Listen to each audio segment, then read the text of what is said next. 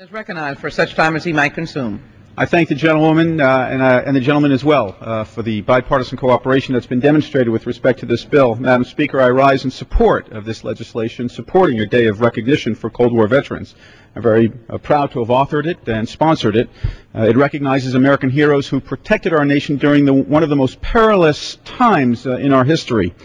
Madam Speaker, the Cold War began on September 2nd, 1945 and ended on December 26, 1991, and the years in between were fraught with peril.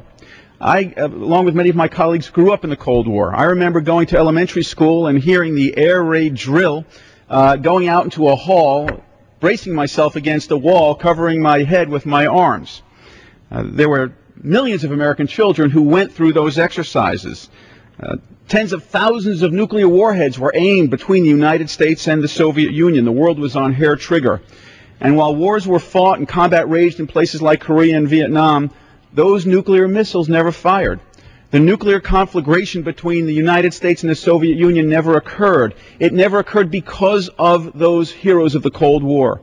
They answered President Kennedy's call as we embarked on a path full of hazards. They maintained and defended missile silos and checkpoints. They served on remote B-52 bomber bases and storm-tossed Navy ships. And when they returned, there were no parades. There were no public thanks. They went quietly into their jobs until today. Today they receive the thanks. Today we acknowledge their courage, their valor, and their patriotism. Today we say thank you to those who kept the world safe, who kept the peace, who saved the world from that unimaginable nuclear catastrophe. My bill honors their service, Madam Speaker. It asks that Americans fly their flags high in thanks, that we dedicate at least one day each year to thank them for 50 years of security. Those young children in those elementary schools had to feel great fear during those air raid drills. They may have felt unsafe at the time, but those in dangerous places kept them safe for a generation and more.